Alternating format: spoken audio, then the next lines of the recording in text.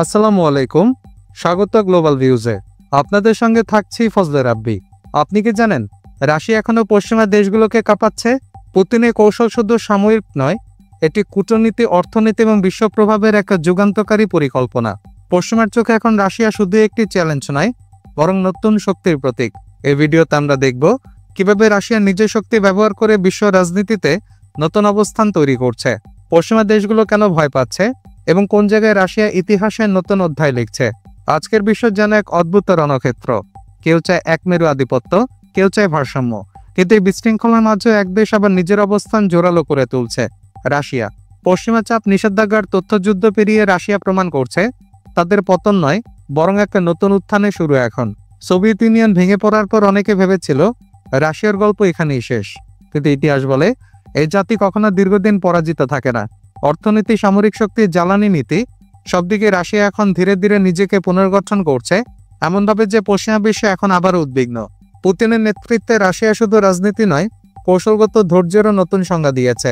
Ukraine যুদ্ধ যতই আলোচনায় থাকুক, এর আড়ালে রাশিয়া তৈরি করছে একটা নতুন ভূরাজনৈতিক মানচিত্র, যেখানে মস্কো শুধু এক দেশ নয়, বরং এক মেরু শক্তির প্রতীক হয়ে উঠেছে।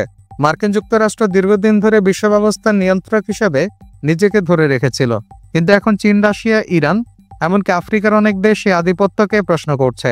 রাশিয়া চ্যালেঞ্জের নেতৃত্বে আছে।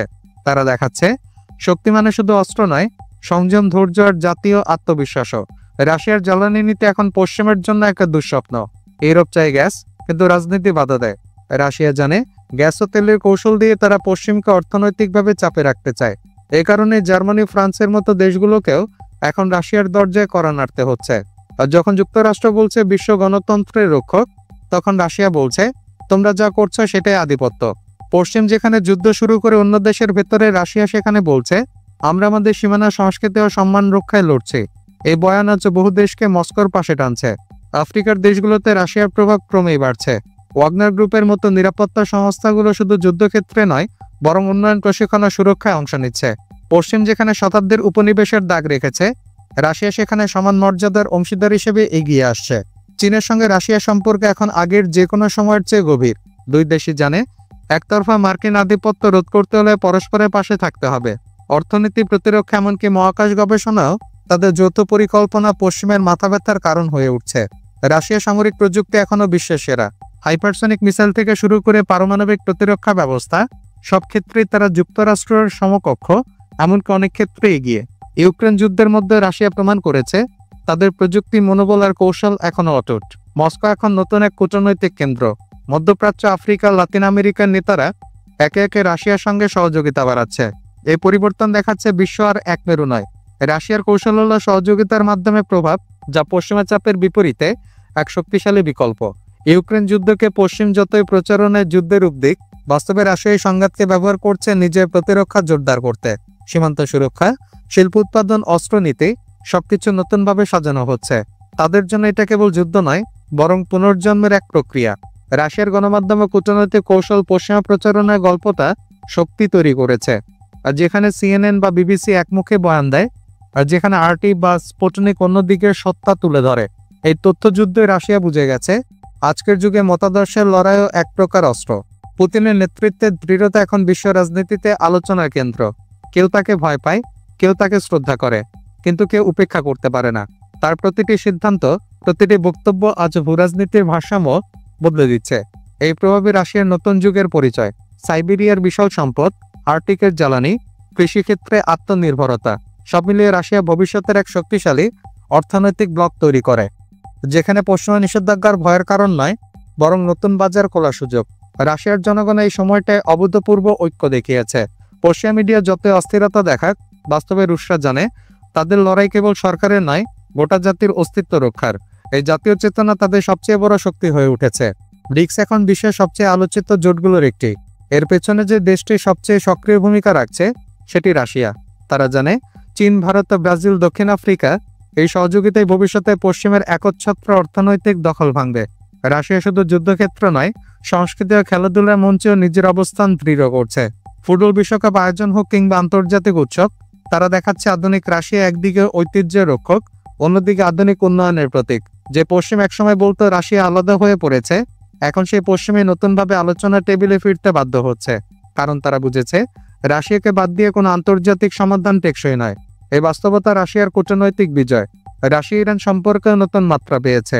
দুই দেশে নিষেধাজ্ঞার মুখ থেকেও একে অপরের পাশে দাঁড়াচ্ছে। এই বন্ধুত্ব শুধু প্রতিরক্ষা নয়, বরং পারস্পরিক আস্থার প্রতীক।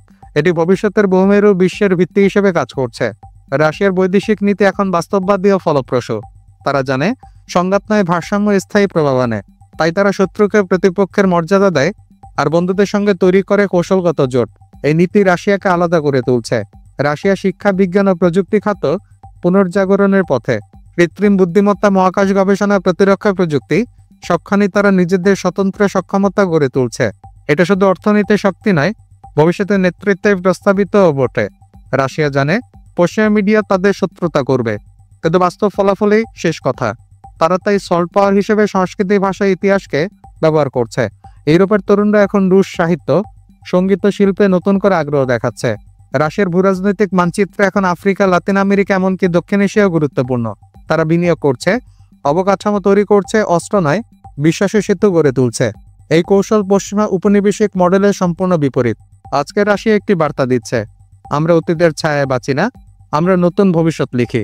তাদের আত্মবিশ্বাস, সংযম ও কৌশলগত স্থিতিশীলতা এখন বিশ্ব রাজনীতির অন্যতম পাঠ্য বিষয়। ইতিহাসের পাতা বা রাশিয়ার দিকে ঘুরছে। রাশিয়া বুঝেছে বিশ্ব পরিবর্তনের চাবিকাঠি হলো অর্থনীতি ও প্রযুক্তি। তাই তারা জ্বালানি রপ্তানির পাশাপাশি ডিজিটাল অর্থনীতি, ক্রিপ্টো, বিকল্প পেমেন্ট সিস্টেমে জোর দিচ্ছে। এই নতুন দৃষ্টিভঙ্গি রাশিয়াকে একবিংশ শতাব্দীর বাস্তব খেলোয়াড় বানিয়েছে। যে পশ্চিম একসময় রাশিয়াকে বিচ্ছিন্ন করতে চেয়েছিল, এখন সে পশ্চিমী রাজনৈতিক আলোচনায় রাশিয়ার মতামত খুঁজছে। কারণ বাস্তব সত্য হলো রাশিয়া ছাড়া ইউরোপের জ্বালানি নিরাপত্তা, এমনকি শান্তিও অসম্ভব। এটি রাশিয়ার কূটনৈতিক প্রভাবের শক্তি। রাশিয়া এখন একাই নয়, বরং বিশ্বযুদ্ধে নতুন নেতৃত্বদের অনুপ্রেরণা। যারা পশ্চিমা নিয়মে বাধা থাকতে চায় না, তারা রাশিয়ার মডেল অনুসরণ করছে। স্বাধীনতা, স্বাভিমান ও সার্বভৌম সিদ্ধান্ত নেওয়ার এই দর্শন এখন নতুন রাজনৈতিক ধারার জন্ম দিচ্ছে। যে মিডিয়া রাশিয়াকে আগ্রাসী বলে চিত্রিত করে, তারা আসলে ভয় পাচ্ছে এক বহুমেরু বাস্তবতার। কারণ রাশিয়ার উত্থান মানে পশ্চিমের একচ্ছত্র নিয়ন্ত্রণ ভেঙে যাওয়া। এই পরিবর্তন শুধু রাজনীতি নয়, মানসিক মুক্তির একটা নতুন অধ্যায়। আজকের মস্কো বলছে, আমরা কারো বিরুদ্ধে নই, কিন্তু কারো দাসও নই। এ বার্তা ছড়িয়ে পড়ছে এশিয়া থেকে আফ্রিকা পর্যন্ত। রাশিয়া দেখাচ্ছে, একটি দেশ তার মূল্যবোধে অটল থাকলে বিশ্বযুদ্ধের ঝড়ও টিকে থাকতে পারে সম্মানের সঙ্গে। বিশ্ব ইতিহাস ঘুরছে একটা নতুন পথে। যে শক্তি একসময় উপেক্ষিত ছিল, আজ সেই নেতৃত্বে রাশিয়া প্রমাণ করেছে সংকটই তাদের শক্তি আর প্রতিরোধী তাদের অস্তিত্বের মূল। এই রাশিয়া কেবল এক দেশ নয়, বরং বহুমেরু বিশ্বের ভবিষ্যতের প্রতীক। আজকের বিশ্লেষণ এখানেই শেষ। আমি ফজলে রাব্বি। দেখা হবে পরবর্তী পর্বে। আল্লাহ হাফেজ।